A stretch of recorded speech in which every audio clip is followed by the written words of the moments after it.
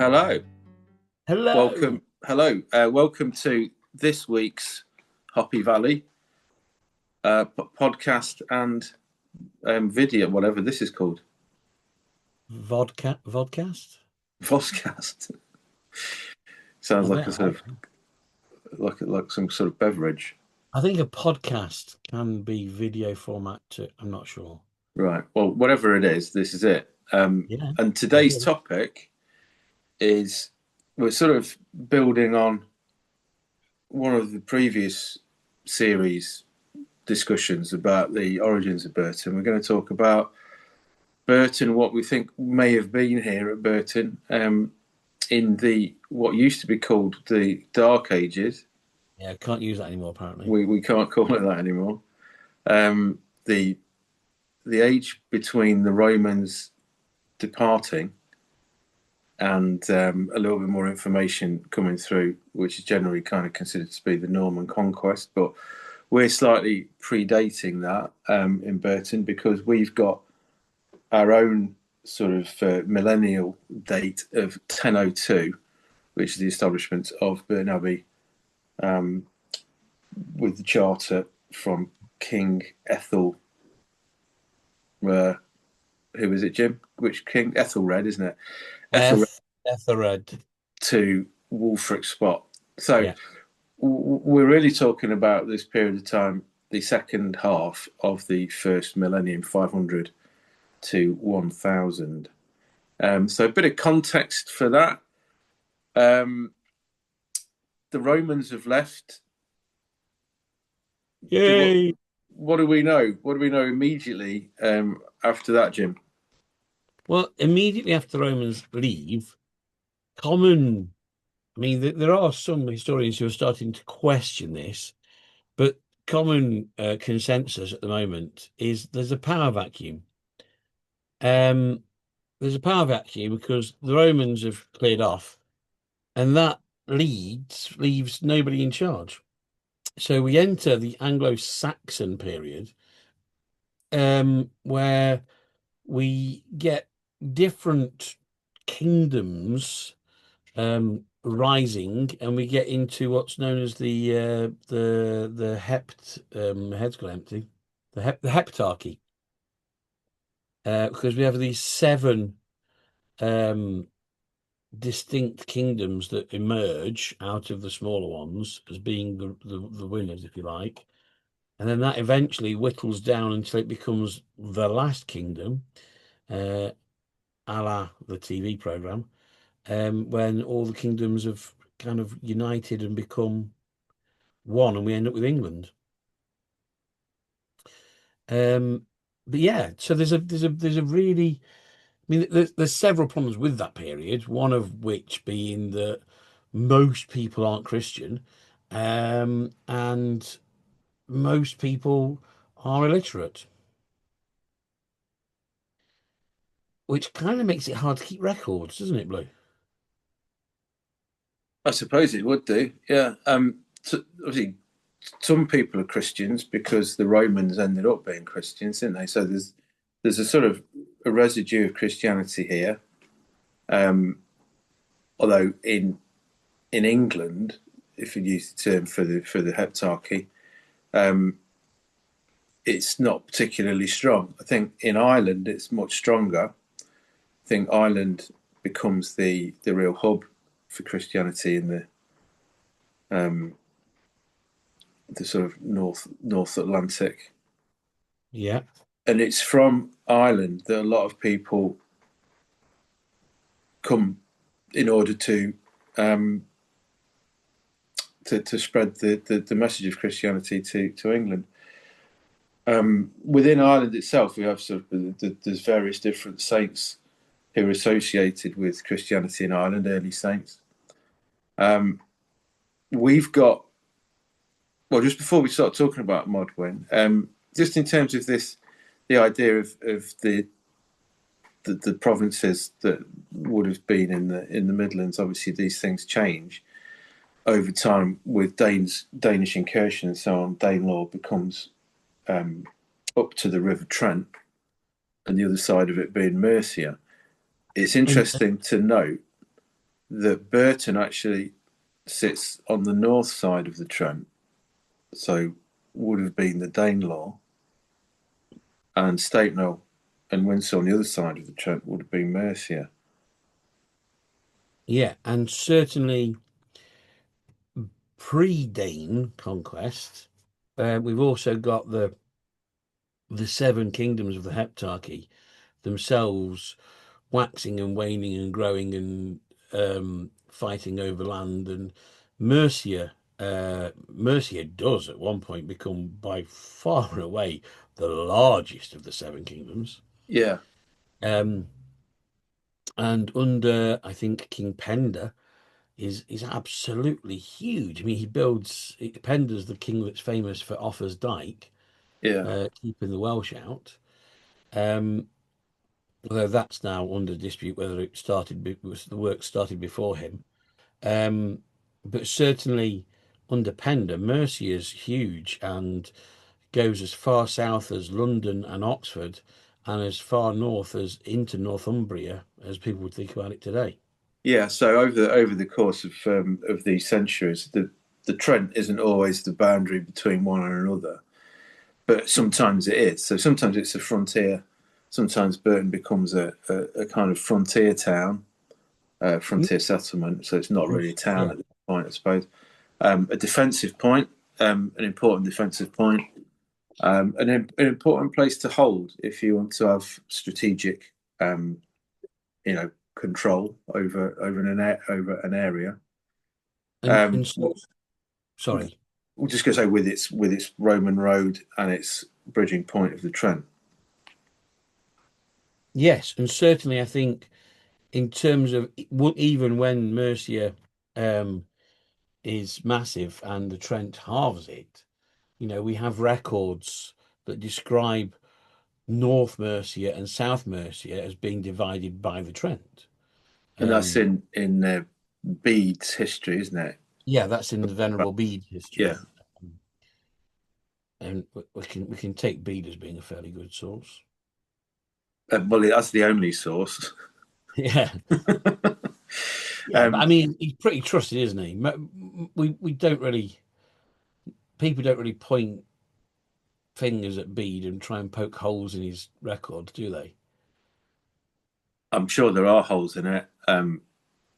Yeah, but he's not a fantastical writer. He writes pretty matter of There's a fact. few sort of miraculous events going on there, aren't there? But the So, the one of the problems with it is that there isn't really a huge amount to challenge it.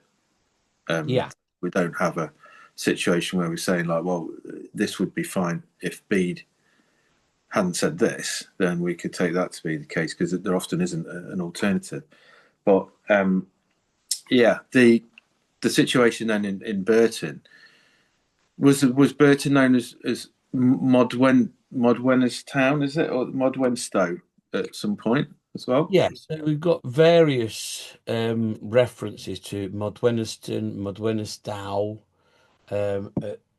briefly in between the end of Modwin's life and the arrival of the abbey at Burton. Um, but they are far and few between and fleeting. And it's really, when you're researching this, it's frustrating as bananas, because you're really clutching at wisps of fog. Clutching at Because bananas. well, yeah, because there's just so little from that era, like you say. Yeah, Uh, and you're trying, and I've got a little bit here and a little bit here, and how can I verify these sources? And the trouble with a lot of digitization that has happened of records, of stories, of information is it hasn't always been done particularly well. So you'll find on the internet where someone's written, oh, well, yeah, Modwin lived at this time and did this, this, and this, and da, da, da, but they've got no citations. yeah. Well, we've got I could put a website up today that says, I believe Modwin did this, this, and this, and, you know, raised peacocks in a pen. we've But got no proof. multiple citation, well, multiple sources of Modwin's life from the outset as well. One of the sources, Conor Branus, the Irish writer, is an Irish writer, an Irish Benedictine writer. He's got a series of ideas about Modwyn, where we reckon that it's got to really be a mixture of different saints that he's talking about. So he's got to traditions of multiple different people, and spread them across a period of time. The historical Monina, I think it was, who's the earliest one, is recorded as dying in 517. And Geoffrey of Burton's Saint Modwyn, which is derived from Conor Branus' Saint Modwyn, is dealing with Alfred the Great, son of Ethelwulf, who dies in 899. So more than 300 years of Saint Modwyn. So unless she was extremely old, then we have to assume that that's a conflation of people and a Yeah, kind of medieval syncretism in terms of bringing together different traditions of people. We talked about Robin Hood last week. we Quite did. interestingly, if we're still talking about Robin Hood today and he started in 1370, does that make Robin Hood over 600 years old? A similar kind of situation arises with Modwyn, because people are talking about Modwyn, and for the various people that may contribute to that identity over a period of centuries. It obviously doesn't make her that old. It just means that there are multiple sources that inspired her story. And I think that's important to remember that. When she comes to Burton, though, I mean, there is a single moment where she establishes a shrine at Burton. And what evidence do we have for when that is?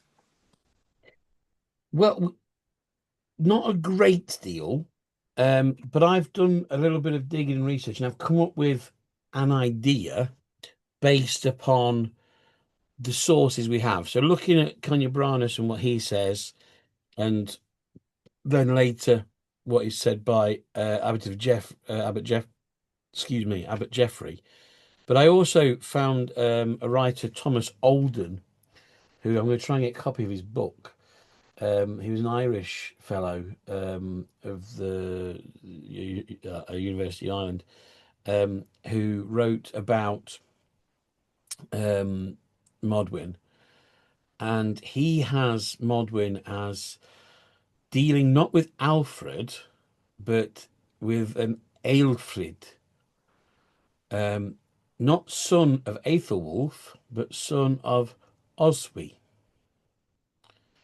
Now, Aelfrid, son of Oswy, is in the 7th century. So we're now back in the right time frame for our Modwyn that we think is our Modwyn arriving in Burton. Um, this does work nicely for a couple of different reasons. So Alden has Aelfrid, sorry, going to Ireland to enter the service of an Irish king called Conall, and he's seeking for a cure for his poor health, um, which, I mean, wouldn't that be nice if we could find reference to that being a problem with eyesight, knowing what Modwyn's line of miracles were.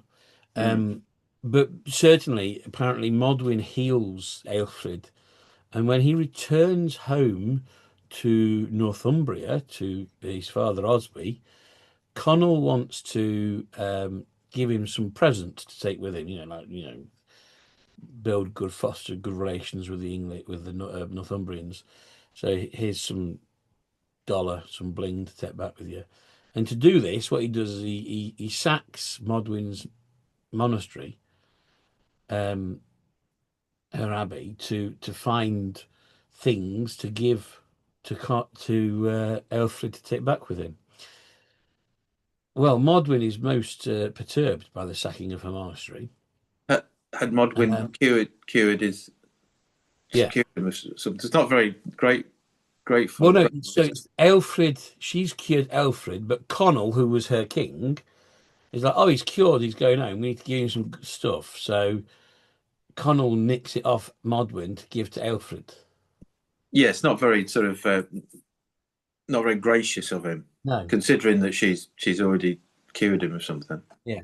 So Modwyn, a bit perturbed by this, decides um she's gonna follow Aelfred to Northumbria and say, oi, give us my stuff back. Not very happy with you. So she goes and meets Oswy, King Oswy of the Northumbrians, at we think Strenshaw. Now Strenshaw is the Anglo-Saxon name for Whitby. And that's where Bede comes into my picture. Because at the time that Alden has Modwyn going to Strenshaw, Bede has St Hilda and her abbey at Strenshaw, Whitby, hosting the Synod of Whitby, which is important for various reasons, including bringing the Northumbrian Catholic faith in line with the rest in terms of the way that they celebrate Easter. But more importantly, part of that is a push of Christianity south into Mercia. Because Oswy's now defeated Penda and holds part of Mercia, and wants to push south into it and take Christianity with him because he's Christian and Penda wasn't. Um, so if Modwyn is at Strenshaw, Whitby, at the time of the synod, as suggested by Alden, and Bede is saying, well, this synod's happening, and as part of it, they're sending people from Strenshaw south into Mercia to settle and establish Christian sites.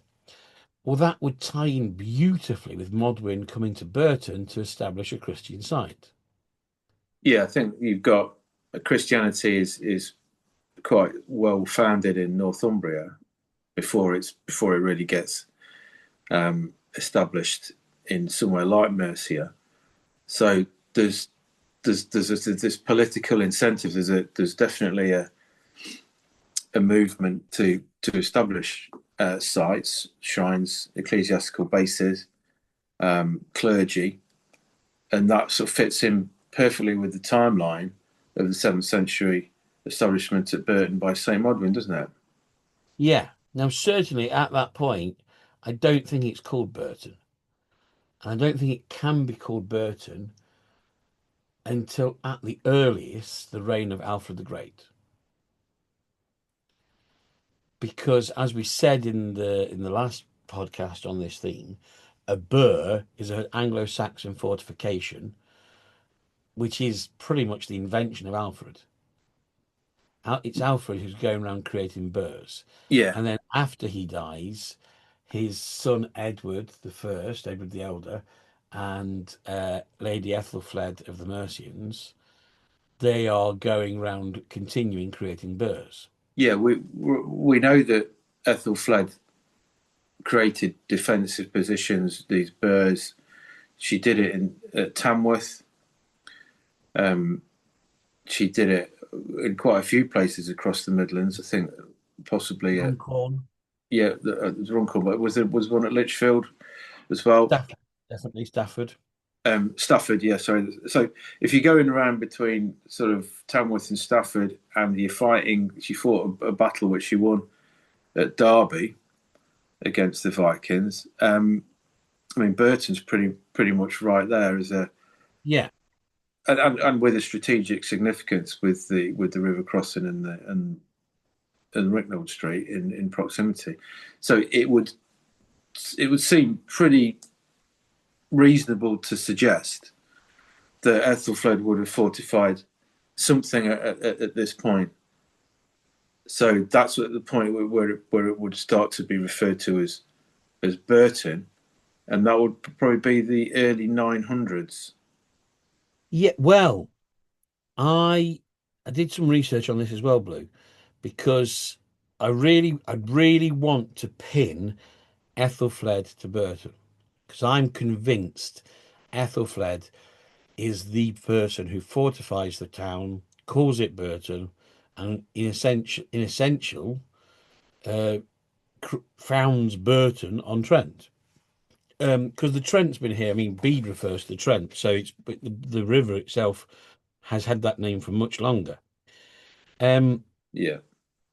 so I got hold of a copy of this book, The Charters of Burton Abbey, which is an interesting novel, interesting tome. This has a translation of the ch Anglo-Saxon charters from Burton Abbey.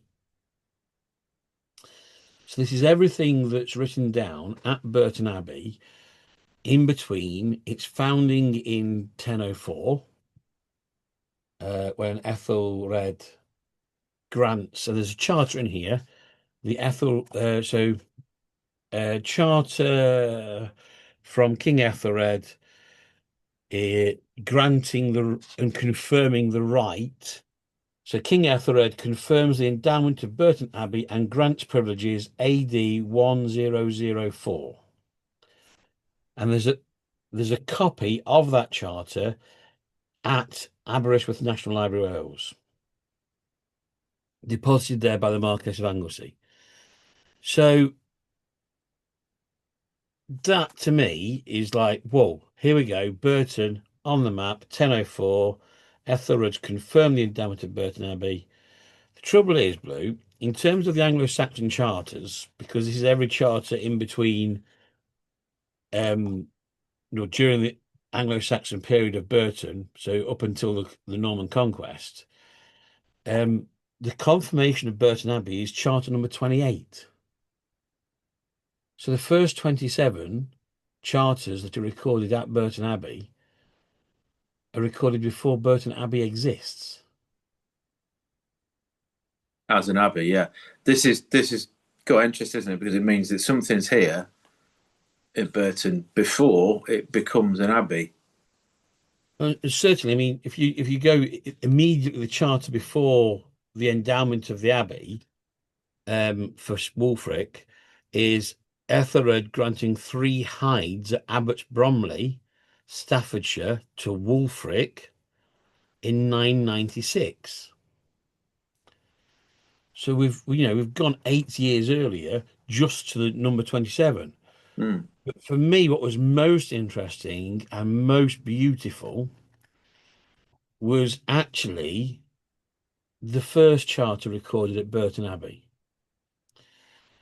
Because up until this point, we've got solid proof that Ethelfled is at Tamworth. She's recaptured it from the Danes. She's re-established and fortified Tamworth. She then later goes to Derby and recaptures that from the Danes as well. And I'm going, well, look, she's at Tamworth. She's going to Derby. She's got to come through Burton. Everyone goes down the A38. But Ethelfled, I really want to pin her here at Burton. And the first charter recorded at the Abbey at Burton is a charter of Ethelfled, Lady of the Mercians, granting 2 hides at Stanton to Elhelm. Now, the date on this charter is 800, but everyone that's looked at all the existing charters are really convinced this is a typo, if you like. The charter is abbreviated, it's miscopied, but it seems authentic. The formulas are paralleled in 9th century Mercian charters, and in particular, certain linguistic terminologies, certain structural features of the charter are just completely um, tying in with other contemporary charters. So it really does feel authentic. It's all Um, good apart from the date, yeah, because Ethelfled wasn't around in 800, was she? no, She was Lady of the Mercians between 911 and 918. yeah. So um, the suggestion and explanation given by the scholars who've looked at the charters is that the date is wrong. Um, and we think it's probably 914, it should say. Right. So that's Uh, still, well, it's still a considerable amount of time, 80, 90 years before the Abbey is yeah, established as such, isn't it? So what kind of institution do you think we're talking about then? Before it becomes an Abbey, what kind of institution is it? I think it's more than just a church.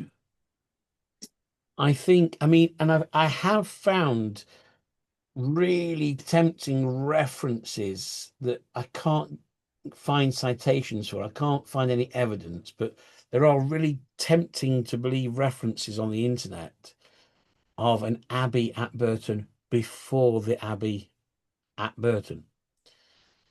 Um, and certainly, I know we've actually seen a photograph of a book,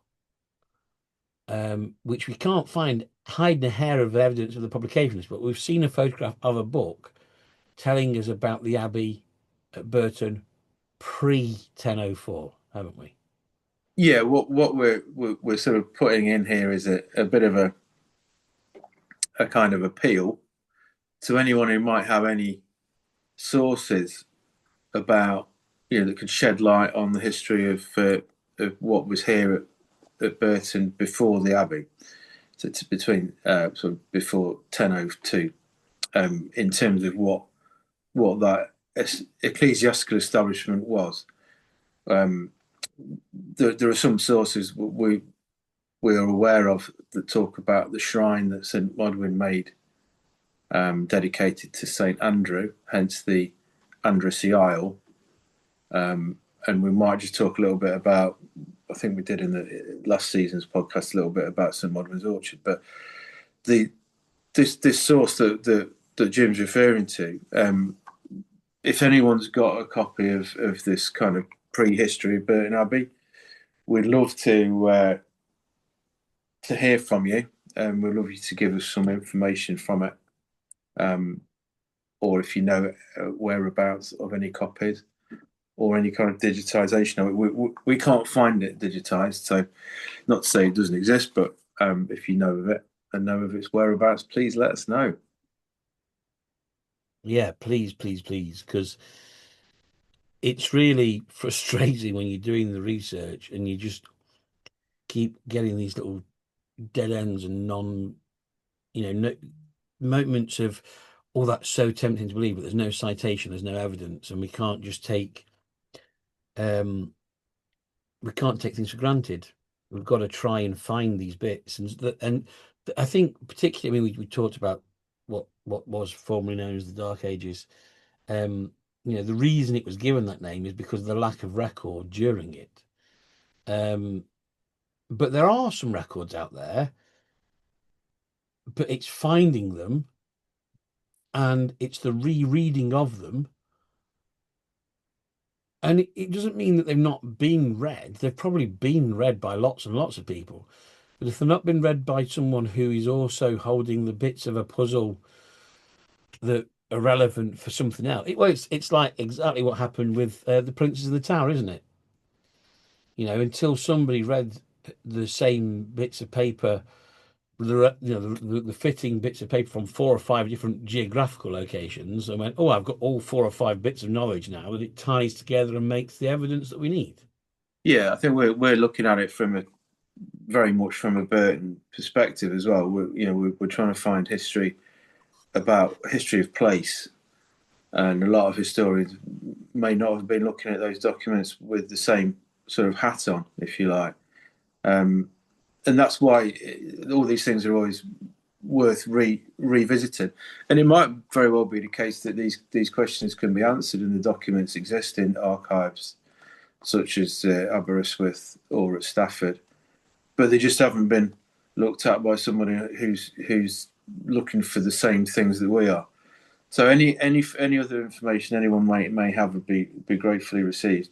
So just in I suppose overview, piecing this timeline together, what we could say, and it might not be absolutely right, but this is what it suggests itself to us, is that around the late 7th century, as part of an initiative in Christianization of Mercia, Saint Modwyn comes to Andrassy Island, or an island. She establishes the shrine to Saint Andrew. It becomes known as Andrassy. It becomes known as Modwyn's Stow, the place of Modwyn. That's there for a couple of hundred years. It's despoiled by the Vikings. The Vikings come along in, it's about eight, 850. so it's let's say mid-9th century. Um, we think it's saved. The bones of Modwyn are saved, but much of the fabric of it may have been stolen. We want to talk about what the Vikings do. Is largely speaking, their plunder is in terms of people. So they want to take people to their sort of big slave markets they have at places like Dublin and Bristol. So they're primarily trafficking in people. They do want to take gold. They want to take plate. They want to take anything that's valuable. I think in terms of manuscripts, were quite often decorated with gold and jewels. So the manuscripts would just get burnt. The gold and the jewels would be taken, which is obviously we're starting to lose information that was probably there at the time. So again, the Dark Age is not just about illiteracy or lack of will to write things down, but that when things had been written down, they'd also been destroyed, so that haven't come down to us. After a period of time, in the early 900s, something is re-established at Burton, in along the lines of the previous shrine, where people are certainly there's sufficient people for them to witness charters. So not just there must be a group of people there for that. Yeah, and I And think that ties in with what we know about Alfred.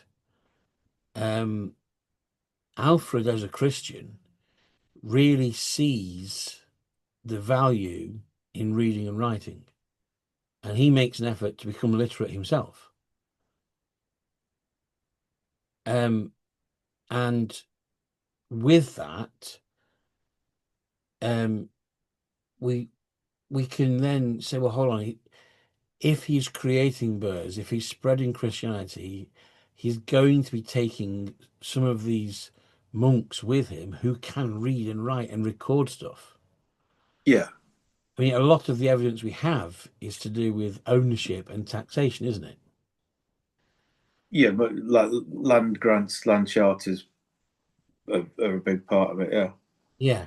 So certainly, as you say, to have an establishment here that can record charters, if that 914 recapturing of Burton and Ethelfled fortifying the shrine and creating Burton is also at the same time her putting a monk in who can keep the records. yeah. Well, Benedictines were very much the driving force of the sort of literacy, the record keeping, the intellectual kind of forefront of the time as well. So that kind of it put. I mean, if we can find more evidence, it's brilliant. But it ties it all up with a nice bow, doesn't it? Yeah, it makes sense. So just a couple of things about Modwyn's shrine is that we know that after the Norman conquest in sort of later medieval period, that her shrine, i.e., the relics of her bones, is actually a movable item. You know, it's something that you can take out from here and move over there. They put it in the middle of the church, the Abbey Church, which is the site of the current St Edward's Church. At one point, so it's something that's movable.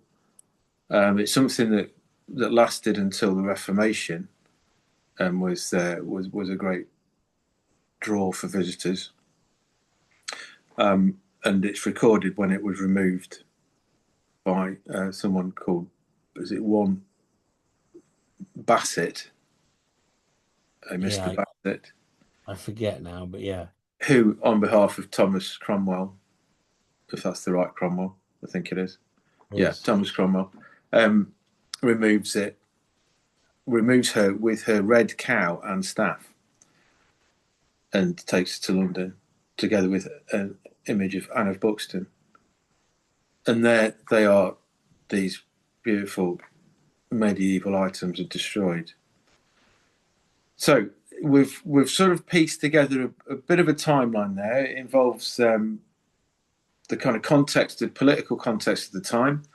It's got a little bit of reference to Ethel Flood, Modwyn, who was she, and all the different sources that we've looked at there, just to kind of try and piece a timeline together. And I think that's a good starting point, isn't it? We've got a timeline there, and then we can start to look at other evidence that supports that or that disposes of it. But it's good to have a starting point in the first place, that we can actually we can talk about a timeline there prior to 1004 and the establishment of the abbey. Yeah, and I would say, if I had to put money on a founding of Burton as a burh, I'd be looking around 900-ish, probably just after she's fortified Tamworth. Yeah, we've got her dates was 911 to 918, wasn't it? So yeah, I think everything's pointing to the actual fortification of Burton, its creation, being in that kind of decade, the second decade of the 10th century, and as part of a movement that's a sort of pan-Mercian movement, and may also be happening in other parts of the country as well. But I think Mercy's there's actually quite a lot of institutions that latterly become abbeys that also probably trace their establishment to that same decade. Another challenge to find some of those. So, anything else to add, Jim, or would you say that's about it for today? I'd say that's about it for today. There's a couple of final points. Firstly, I knew the actual date in my head somewhere, so I've just googled it. 913 was when she took Tamworth back, so 914 being Burton would be perfect. Yeah. 913, 914. And then I'd just like to say we have a comment, Blue. Fantastic. Somebody has listened to the podcast and thought it merited a comment, and they've left us a comment on our statutes episode. So big thank you to Pam Orton for commenting about her dad attending the hiring fair of the statutes in the 1930s, and she thinks possibly wearing a black armband to show he was available for work. So Right. thank you for that. Great bit of local context there about the statutes, yeah, which is actually just left, well, not just left, but fairly recently been to town. So yeah, just a little bit of reminder to you all: October the 18th, which is our next history walk, meeting outside the Burton Bridge Inn at midday. Come along to that's £15 per head. with a lovely souvenir booklet that you can't get anywhere else. And That's coming Saturday. that is on Saturday, a week on Saturday. Sorry. Well, it's this coming Saturday when the podcast gets broadcast. Yeah, that is true. We are in a we're a week in the past. We're in the past here when you hear us. Yeah. So yeah, 18th of October. I'll tell you what I'll do. I'll just refer to it by date rather than by whether it's the next one. So yeah, come along to that. And we also have the Cheese Horse and Cheese Festival, and that's the 28th of October. Tuesday, 28th of October. We're saying 7 p.m. for that, I think. So come along down to that if you want to have a chat. Tell us anything about Burton's prehistory or any other aspects of Burton's history that you would like us to know. And we could even cover, make an episode out of information you bring. So thank you very much for listening, and thank you very much for watching accordingly. And it's goodbye from me, Blue, and it's goodbye from him, Jim. Goodbye. Goodbye.